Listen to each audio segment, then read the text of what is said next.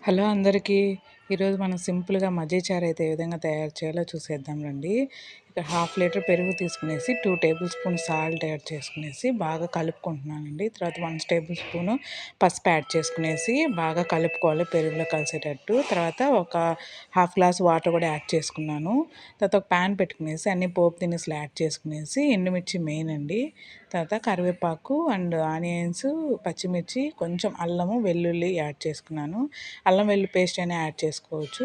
బాగా కలుపుకునేసి ఆనియన్స్ ఎక్కువ వేగనవసరం లేదు. ఈ విధంగా వేగినట్టు ఉంటేనే టేస్ట్ బాగుంటుంది. తర్వాత మనం ఈ మజ్జిగ చారులో వేసేసుకునేసి లో ఫ్లేమ్లో పెట్టుకునేసి ఒక 2-3 మినిట్స్ ఈ విధంగా కలుపుకుంటే జస్ట్ గిన్నె వేడెక్కేంత వరకు కలుపుకుంటే సరిపోతుందండి.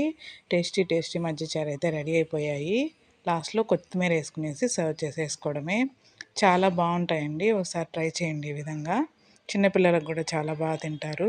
Thank you.